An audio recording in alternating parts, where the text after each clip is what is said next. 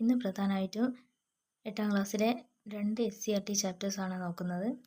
കുഞ്ഞറയ്ക്കുള്ളിലെ ജീവരഹസ്യങ്ങൾ.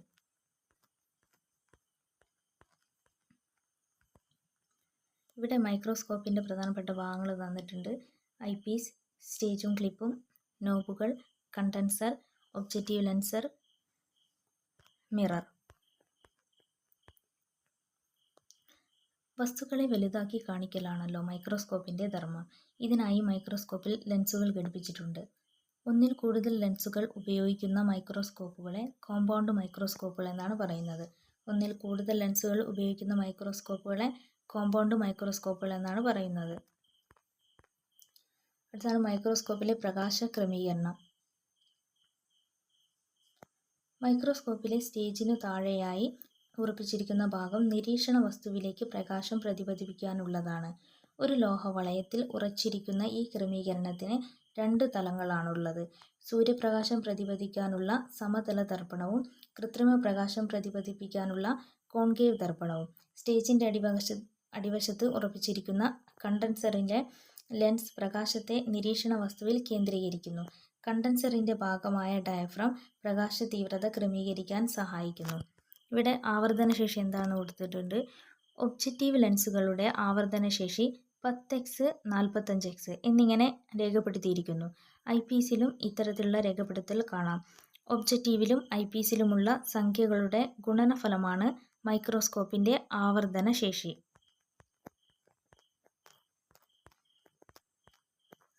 അടുത്ത പ്രധാനപ്പെട്ട ഭാഗമാണ് കോശത്തെ കണ്ടെത്തുന്നു.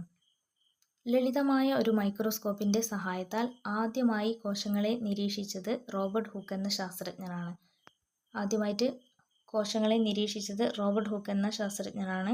കോർക്കിൻ്റെ ഛേദം മൈക്രോസ്കോപ്പിലൂടെ നിരീക്ഷിച്ചപ്പോൾ കണ്ട ചെറിയ അറകളെ അദ്ദേഹം സെൽ എന്ന് വിളിച്ചു.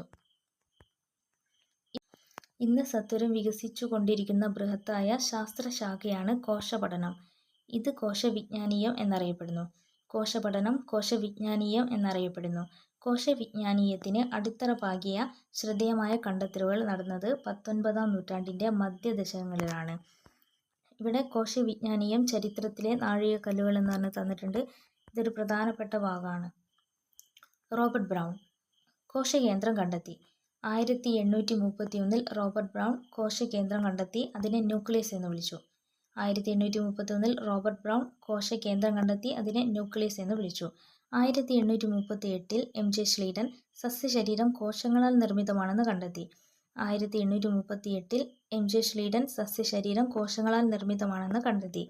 1839 തിയോഡർ ഷ്വാൻ ജന്തുശരീരം കോശങ്ങളാൽ നിർമ്മിതമാണെന്ന് കണ്ടെത്തി. 1858 റുഡോൾഫ് വിർഷോ വിഭജിക്കുന്ന കോശങ്ങളെ നിരീക്ഷിച്ചു. നിലവിലുള്ള കോശങ്ങളിൽ നിന്നു മാത്രമാണ് പുതിയ കോശങ്ങൾ ഉണ്ടാവുന്നത് എന്ന നിഗമനം രൂപീകരിച്ചു. റോബർട്ട് ബ്രൗൺ ആണ് കോശകേന്ദ്രം കണ്ടെത്തിയത്. അതിനെ ന്യൂക്ലിയസ് എന്ന് വിളിച്ചു. എം.ജെ. ശ്ലീഡർ ആണ് സസ്യശരീരം കോശങ്ങളാൽ നിർമ്മിതമാണെന്ന് കണ്ടെത്തിയത്. തിയോഡർ ഷ്വാൻ ജന്തുശരീരം കോശങ്ങളാൽ നിർമ്മിതമാണെന്ന് കണ്ടെത്തി. റുഡോൾഫ് വിർഷോ വിഭജിക്കുന്ന കോശങ്ങളെ നിരീക്ഷിച്ചു. നിലവിലുള്ള കോശങ്ങളിൽ നിന്ന് മാത്രമാണ് പുതിയവ ഉണ്ടാവുന്നതെന്ന നിഗമനം രൂപീകരിച്ചു. അടുത്താണ് കോശസിദ്ധാന്തം. വിവിധ ശാസ്ത്രജ്ഞരുടെ കണ്ടെത്തലുകളുടെ സാരാംശം ഉൾച്ചേർത്തുകൊണ്ട് എം.ജെ. ശ്ലീഡനും തിയോഡർ ഷ്വാനും ചേർന്ന് രൂപപ്പെടുത്തിയ സിദ്ധാന്തമാണ് കോശസിദ്ധാന്തം.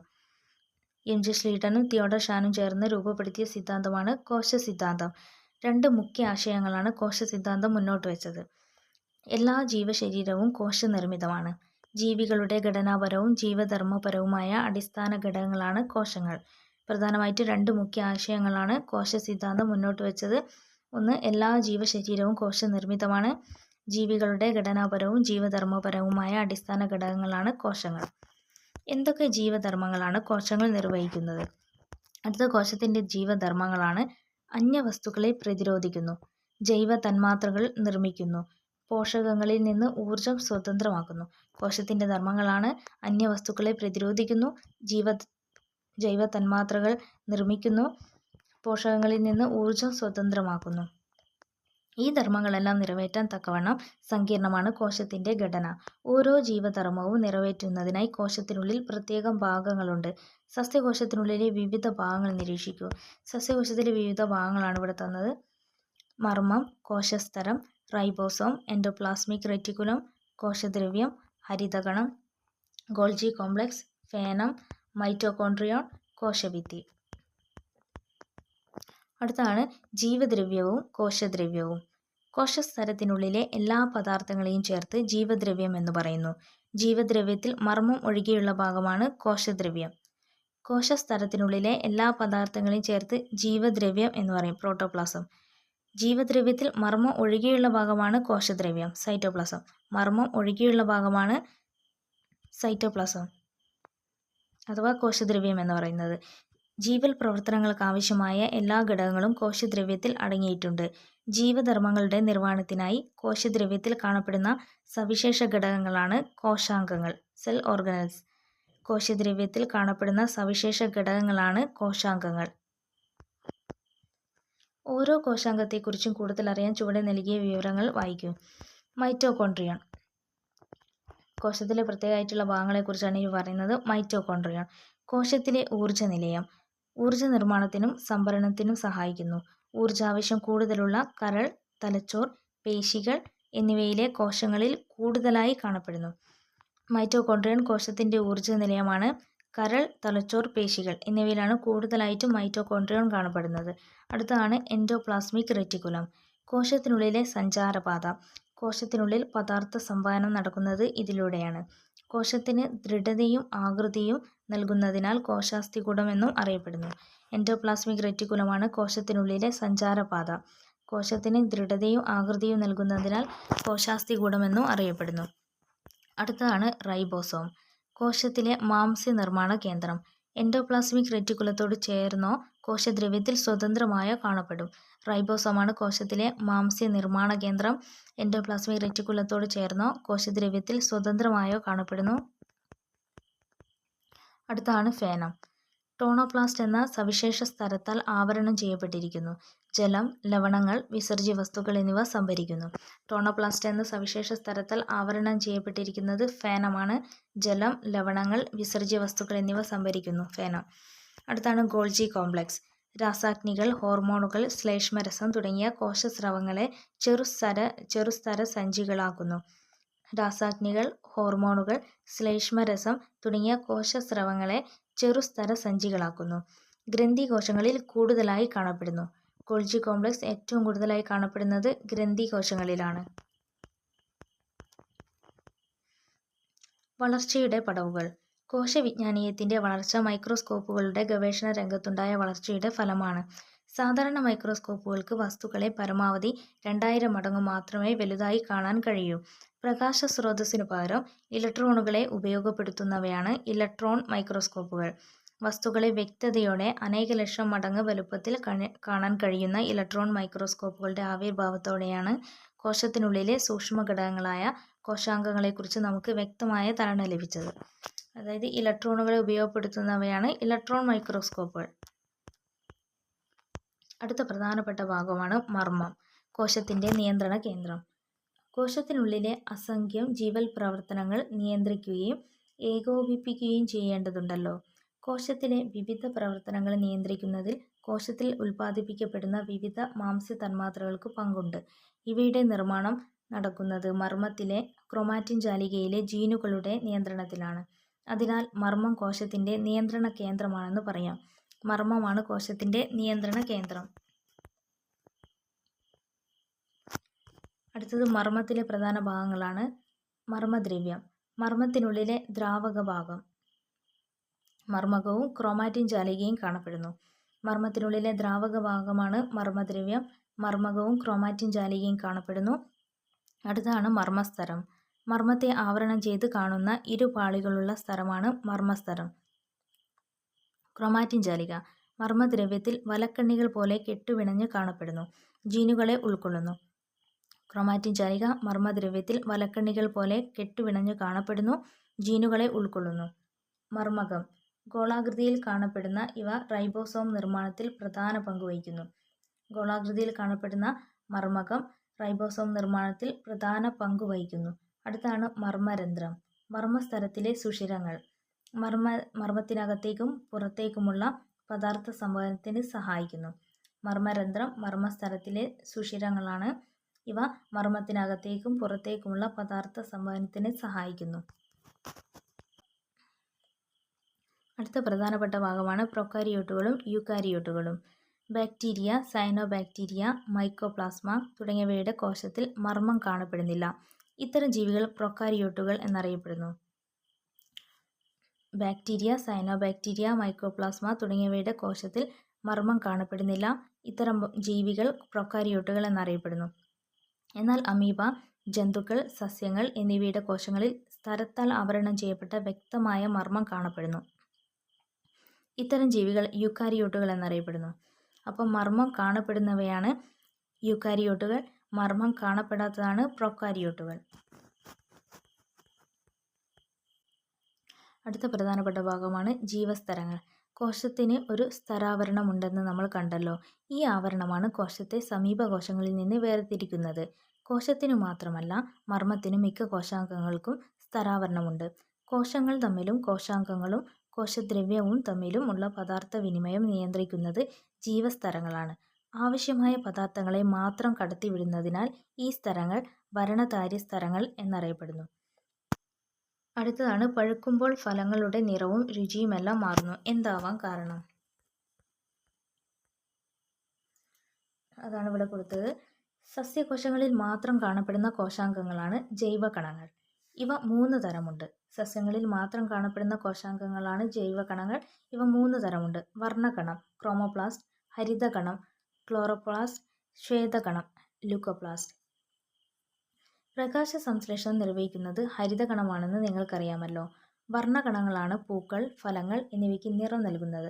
വർണ്ണകണങ്ങളിലെ ചില വർണ്ണകങ്ങളാണ് സാന്തോഫിൽ മഞ്ഞ നിറം, കരോട്ടിൻ മഞ്ഞ കലർന്ന ഓറഞ്ച് നിറം, ആന്തോസയാനിൻ ചുവപ്പ്, പർപ്പിൾ നിറങ്ങൾ. ഇവയുടെ ഏറ്റക്കുറച്ചിലാണ് സസ്യഭാഗങ്ങൾക്ക് വിവിധ നിറങ്ങൾ നൽകുന്നത്. പ്രത്യേക നിറമില്ലാത്ത ജൈവകണങ്ങളാണ് ശ്വേതകണങ്ങൾ. പ്രത്യേകം നിറമില്ലാത്ത ജൈവകണങ്ങളാണ് ശ്വേതകണങ്ങൾ. ആഹാരവസ്തുക്കളുടെ സംഭരണം നടക്കുന്ന കോശങ്ങളിൽ ശ്വേതകണങ്ങൾ കൂടുതലായി കാണപ്പെടുന്നു. പാകമാകുന്നതിനനുസരിച്ച് ഫലങ്ങളിലെ ഹരിതകണങ്ങൾ വർണ്ണകണങ്ങളായി മാറുന്നു. അന്നജം പഞ്ചസാരകളായും മാറുന്നു. ഇതാണ് പഴങ്ങളുടെ നിറമാറ്റത്തിനും രുചിമാറ്റത്തിനും പിന്നിലെ രഹസ്യം. ജന്തുകോശത്തിനുള്ളിലെ വിവിധ കോശാംഗങ്ങളെ ചിത്രീകരിച്ചിരിക്കുന്നത് നോക്കൂ. ഇത് പ്രധാനപ്പെട്ട ഒരു ഭാഗമാണ്. ജന്തുകോശങ്ങളിലെ ഭാഗങ്ങളാണ് കോശസ്തരം, മർമ്മം, endoplasmic reticulum, Golgi complex, lysosome, centrosome, ribosome, കോശദ്രവ്യം, മൈറ്റോകോൺട്രിയ. അടുത്തത് എന്താണ് സെൻട്രോസോം? ജന്തുകോശങ്ങളിൽ മാത്രം കാണപ്പെടുന്ന കോശാംഗമാണ് സെൻട്രോസോം. കോശവിഭജനത്തിൽ പ്രധാന പങ്ക് വഹിക്കുന്ന സെൻട്രിയോളുകൾ കാണപ്പെടുന്നത് സെൻട്രോസോമിലാണ്. ജന്തുകോശങ്ങളിൽ മാത്രം കാണപ്പെടുന്ന കോശാംഗമാണ് സെൻട്രോസോം. കോശവിഭജനത്തിൽ പ്രധാന പങ്ക് വഹിക്കുന്ന സെൻട്രിയോളുകൾ കാണപ്പെടുന്നത് സെൻട്രോസോമിലാണ്. അടുത്ത എന്താണ് ലൈസോസോം? കോശത്തിനുള്ളിൽ പ്രവേശിക്കുന്ന അന്യവസ്തുക്കളെ നശിപ്പിക്കാൻ വേണ്ട ദഹനരസങ്ങൾ അടങ്ങിയിരിക്കുന്നു. ജന്തുകോശങ്ങൾ കാണപ്പെടുന്നു. ലൈസോസോം കോശത്തിനുള്ളിൽ പ്രവേശിക്കുന്ന അന്യവസ്തുക്കളെ നശിപ്പിക്കാൻ വേണ്ട ദഹനരസങ്ങൾ അടങ്ങിയിരിക്കുന്നു. ജന്തുകോശത്തിൽ കാണപ്പെടുന്നു. ജീവജാലങ്ങളിൽ പുറമേക്ക് വൈവിധ്യമുണ്ടെങ്കിലും അവയിലെ കോശങ്ങൾക്ക് ഘടനയിലും ജീവധർമ്മത്തിലും സമാനതകളേറെയാണ്. സൂക്ഷ്മതലത്തിലെ ഈ ഏകത്വം ജീവജാലങ്ങളുടെ പരസ്പര ബന്ധത്തിന്റെ വ്യക്തമായ തെളിവാണ്.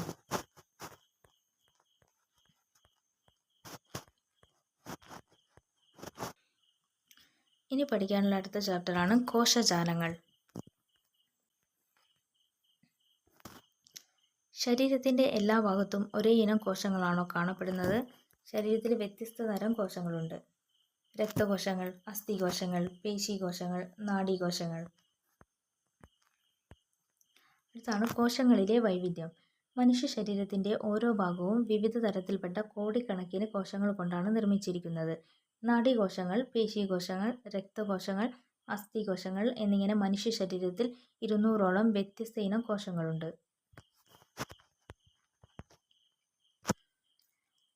മനുഷ്യ ശരീരം ശരിക്കും ഒരു അത്ഭുതം തന്നെയാണ്. കോശങ്ങളുടെ ക്രമീകൃതവും നിയന്ത്രിതവുമായ പ്രവർത്തനമാണ് ശരീരത്തിന്റെ സുസ്ഥിതിക്കാധാരം. കോശങ്ങൾ ഒറ്റയ്ക്കൊറ്റയ്ക്ക് പ്രവർത്തിക്കാതെ സമാന കോശങ്ങളുടെ കൂട്ടായ്മകളായാണ് പ്രവർത്തിക്കുന്നത്. ഇത്തരം കോശജാലങ്ങളെ കലകൾ എന്ന് വിളിക്കുന്നു. അടുത്ത പ്രധാനപ്പെട്ട ഭാഗമാണ് കലകൾ. ഒരേ കോശത്തിൽ നിന്ന് രൂപപ്പെട്ടതും ഒരു പ്രത്യേക ധർമ്മം നിർവഹിക്കുന്നതുമായ സമാന കോശങ്ങളുടെ കൂട്ടമാണ് കലകൾ. ബഹുകോശ ജീവികളായ ജന്തുക്കളിലും സസ്യങ്ങളിലും വിവിധ ഇനം കലകളുണ്ട്. വൈവിധ്യമാർന്ന ശാരീരിക ധർമ്മങ്ങൾ കാര്യക്ഷമമായി നിർവഹിക്കുന്നതിന് കലകളുടെ ഒന്നിച്ചുള്ള പ്രവർത്തനം സഹായിക്കുന്നു.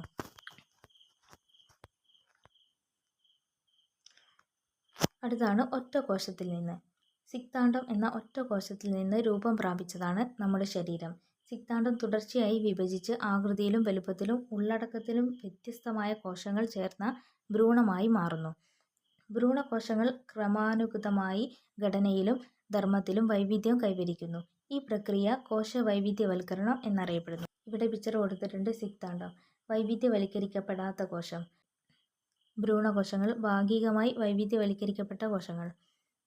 പൂർണ്ണമായും വൈവിധ്യവൽക്കരിക്കപ്പെട്ട കോശങ്ങൾ: നാഡീകോശങ്ങൾ, അസ്ഥികോശങ്ങൾ, രക്തകോശങ്ങൾ, പേശീകോശങ്ങൾ. അടുത്തതാണ് വിത്തുകോശങ്ങൾ. ഏതു കോശമായാലും മാറാൻ കഴിവുള്ള സവിശേഷ കോശങ്ങളാണ് വിത്തുകോശങ്ങൾ. ഏതു കോശമായാലും മാറാൻ കഴിവുള്ള സവിശേഷ കോശങ്ങളാണ് വിത്തുകോശങ്ങൾ. ഇവ മൂലകോശങ്ങളെന്നും അറിയപ്പെടുന്നു. ദീർഘമായ വൈവിധ്യവൽക്കരണ പ്രക്രിയയിലൂടെയാണ് വിത്തുകോശങ്ങൾ മറ്റു കോശങ്ങളായി രൂപാന്തരപ്പെടുന്നത്. വിത്തുകോശങ്ങൾക്ക് വിഭജനത്തിലൂടെ മറ്റു കോശങ്ങളായി മാറാനോ വിത്തുകോശങ്ങൾ തന്നെയായി തുടരാനോ ഉള്ള കഴിവുണ്ട്. കലകളിലെ കോശങ്ങൾ നശിക്കുമ്പോൾ അവയ്ക്കു പകരം പുതിയ കോശങ്ങൾ രൂപപ്പെടുന്നത് ഇവയിൽ നിന്നാണ്. മജ്ജ, ത്വക്ക്, അന്നപദം മുതലായവ ശരീരഭാഗങ്ങളിലെല്ലാം വിത്തുകോശങ്ങളുണ്ട്. ഗവേഷണശാലകളിലെ സവിശേഷ സാഹചര്യങ്ങളിൽ വിത്തുകോശങ്ങളിൽ നിന്ന് അഭിലഷണീയമായ കോശങ്ങൾ രൂപപ്പെടുത്താൻ ഇന്ന് ശാസ്ത്രലോകത്തിന് കഴിയും. രക്താർബുദം, പ്രമേഹം, പാർക്കിൻസൺ രോഗം എന്നിവയുടെ ചികിത്സയിലും കൃത്രിമാവയവങ്ങൾ രൂപപ്പെടുത്തുന്നതിലും വിത്തുകോശ ഗവേഷണം വൻ മുന്നേറ്റമുണ്ടാകുമെന്ന് പ്രതീക്ഷിക്കുന്നു. അടുത്ത പ്രധാനപ്പെട്ട ഭാഗമാണ് ജന്തുകലകൾ. അതിൽ പ്രധാനപ്പെട്ട ഭാഗമാണ് ആവരണകല. ശരീരത്തെ പൊതിഞ്ഞ് സംരക്ഷിക്കുന്നു. അന്നപദത്തിന്റെ ഉൾഭിത്തിയെ ആവരണം ചെയ്യുന്നു. സംരക്ഷണം, ആഗിരണം, സ്രവങ്ങളുടെ ഉൽപാദനം എന്നീ ധർമ്മങ്ങൾ നിർവഹിക്കുന്നു. ആവരണകലയാണ് ശരീരത്തെ പൊതിഞ്ഞ് സംരക്ഷിക്കുന്നത്. അന്നപദത്തിന്റെ ഉൾഭിത്തിയെ ആവരണം ചെയ്ത് കാണപ്പെടുന്നു. സംരക്ഷണം, ആഗിരണം, സ്രവങ്ങളുടെ ഉൽപാദനം എന്നിവയാണ് ആവരണകലയുടെ ധർമ്മങ്ങൾ. അടുത്താണ് നാഡീകല. ശാരീരിക പ്രവർത്തനങ്ങൾ നിയന്ത്രിക്കുകയും ഏകോപിപ്പിക്കുകയും ചെയ്യുന്നു. ശരീരത്തിനകത്തും പുറത്തുമുണ്ടാകുന്ന മാറ്റങ്ങൾ തിരിച്ചറിഞ്ഞ് പ്രതികരിക്കാൻ സഹായിക്കുന്നു. നാഡീകല ശാരീരിക പ്രവർത്തനങ്ങൾ നിയന്ത്രിക്കുകയും ഏകോപിപ്പിക്കുകയും ചെയ്യുന്നു. ശരീരത്തിനകത്തും പുറത്തും ഉണ്ടാകുന്ന മാറ്റങ്ങൾ തിരിച്ചറിഞ്ഞ് പ്രതികരിക്കാൻ സഹായിക്കുന്നു. അടുത്താണ് പേശീകല. സങ്കോചിക്കാനും പൂർവ്വസ്ഥിതി പ്രാപിക്കാനും കഴിവുള്ള കോശങ്ങൾ അടങ്ങിയിരിക്കുന്നു. ശാരീരിക ചലനം സാധ്യമാക്കുന്നു. പേശീകല സങ്കോചിക്കാനും പൂർവ്വസ്ഥിതി പ്രാപിക്കാനും കഴിവുള്ള കോശങ്ങൾ അടങ്ങിയിരിക്കുന്നു. ശരീരചലനം സാധ്യമാക്കുന്നത് പേശീകലയാണ്. അടുത്താണ് യോജകകല. മറ്റു കലകളെ പരസ്പരം ബന്ധിപ്പിക്കുകയോ അവയ്ക്ക് താങ്ങായി വർത്തിക്കുകയോ ചെയ്യുന്നു. അസ്ഥി, തരുണാസ്ഥി, നാരുകല, രക്തം തുടങ്ങിയവ വിവിധ യോജക കലകളാണ്. മറ്റു കലകളെ പരസ്പരം ബന്ധിപ്പിക്കുകയോ അവയ്ക്ക് താങ്ങായി വർത്തിക്കുകയോ ചെയ്യുന്നു. അസ്ഥി, തരുണാസ്ഥി, നാരുകല, രക്തം തുടങ്ങിയവ വിവിധ യോജക കലകളാണ്.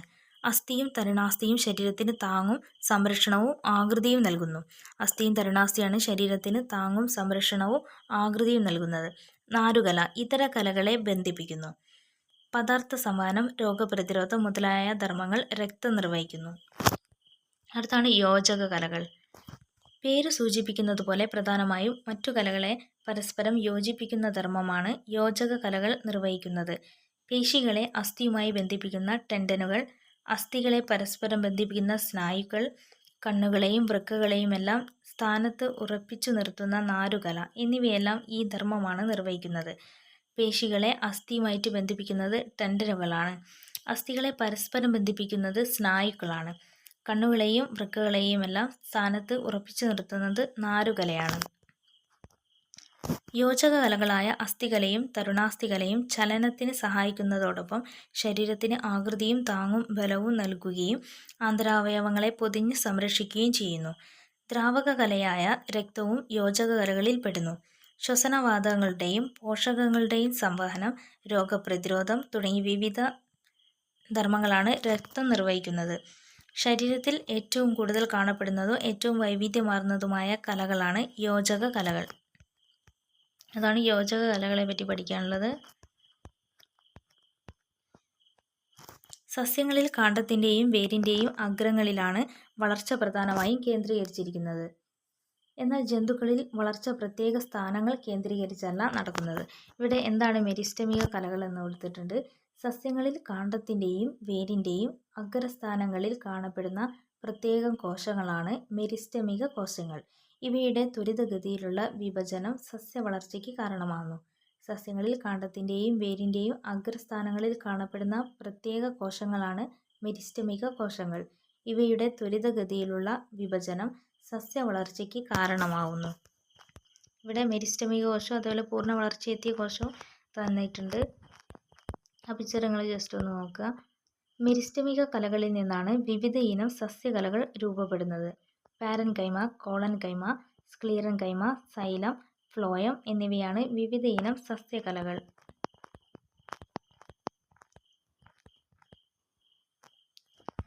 ഇവിടെ സസ്യഖണ്ഡത്തിൻ്റെ ഘടന കൊടുത്തിട്ടുണ്ട്. കോളൻകൈമ, പാരൻകൈമ, സ്ക്ലീറൻകൈമ, ഫ്ലോയം, സൈലം. അടുത്താണ് സസ്യകലകൾ. പാരൻകൈമ ഏറ്റവും ലഘുഘടനയുള്ള കോശങ്ങൾ ചേർന്നത്. മൃദുവായ സസ്യഭാഗങ്ങളിൽ കാണപ്പെടുന്നു. പ്രകാശ സംശ്ലേഷണത്തിനും ആഹാര സംഭരണത്തിനും സഹായിക്കുന്നു. പാരൻകൈമ ഏറ്റവും ലഘുഘടനയുള്ള കോശങ്ങൾ ചേർന്നതാണ്. മൃദുവായ സസ്യഭാഗങ്ങളിൽ കാണപ്പെടുന്നു. പ്രകാശ സംശ്ലേഷണത്തിനും ആഹാര സംഭരണത്തിനും സഹായിക്കുന്നത് പാരൻകൈമയാണ്. അടുത്താണ് കോളൻകൈമ. കോശഭിത്തിയുടെ മൂലകളിൽ മാത്രം കട്ടി കൂടിയ തരം കോശങ്ങൾ ചേർന്നത്. അടുത്താണ് കോളൻകൈമ.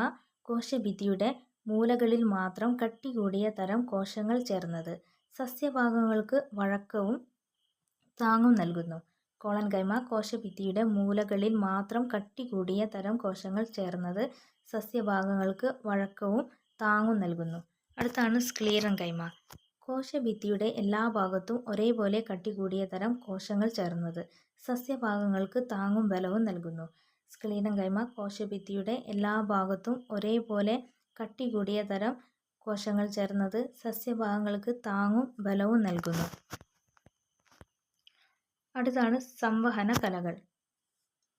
സസ്യങ്ങളിൽ വേര് ആഗിരണം ചെയ്യുന്ന ജലവും ലവണങ്ങളും ഇലകളിലേക്കും ഇലകളിൽ നിർമ്മിക്കപ്പെടുന്ന ആഹാരം വിവിധ ഭാഗങ്ങളിലേക്കും സംവഹനം ചെയ്യേണ്ടതുണ്ട്. ഈ ധർമ്മം നിർവഹിക്കുന്നതിന് അനുയോജ്യമായ കോശങ്ങൾ ചേർന്ന് രൂപപ്പെട്ട പ്രത്യേകതരം കലകളാണ് സംവഹന കലകൾ. പലതരം കോശങ്ങൾ ചേർന്ന് രൂപപ്പെട്ടവയാകയാൽ ഇവ സങ്കീർണ കലകൾ എന്നറിയപ്പെടുന്നു. എന്നും അറിയപ്പെടുന്നു. സസ്യങ്ങളിലുള്ള രണ്ടു തരം സങ്കീർണ കലകളാണ് സൈലവും ഫ്ലോയവും. സസ്യങ്ങളിലുള്ള രണ്ട് സങ്കീർണ കലകളാണ് സൈലവും ഫ്ലോയവും. സൈലം നീണ്ട കോശങ്ങൾ ചേർന്ന് കുഴലുകളായി രൂപപ്പെട്ടിരിക്കുന്നു. വേര് ആഗിരണം ചെയ്യുന്ന ജലവും ലവണങ്ങളും ഇലകളിലെത്തിക്കുന്നു. ദൃഢമായ കോശഭിത്തിയുള്ള കോശങ്ങളായതിനാൽ സസ്യങ്ങൾക്ക് താങ്ങും ബലവും നൽകുന്നു. സൈലം നീണ്ട കോശങ്ങൾ ചേർന്ന് കുഴലുകളായി രൂപപ്പെട്ടിരിക്കുന്നു. വേര് ആഗിരണം ചെയ്യുന്ന ജലവും ലവണങ്ങളും ഇലകളിലെത്തിക്കുന്നു. ദൃഢമായ കോശഭിത്തിയുള്ള കോശങ്ങളായതിനാൽ സസ്യങ്ങൾക്ക് താങ്ങും ബലവും നൽകുന്നു. ഫ്ലോയം കുഴലുകളായി രൂപപ്പെട്ട പരസ്പര ബന്ധിത കോശങ്ങൾ ചേർന്നത്. ഫ്ലോയം കുഴലുകളായി ബന്ധപ്പെട്ട പരസ്പര ബന്ധിത കോശങ്ങൾ ചേർന്നത് ഇലകളിൽ തയ്യാറാക്കിയ ആഹാരം സസ്യത്തിൻ്റെ വിവിധ ഭാഗങ്ങളിലെത്തിക്കുന്നു. ഇവിടെ സൈലം ഫ്ലോയം പിക്ചർ തന്നിട്ടുണ്ട്. അപ്പോൾ ഇത്രയാണ് പ്രധാനമായിട്ടും പഠിക്കാനുള്ളത്.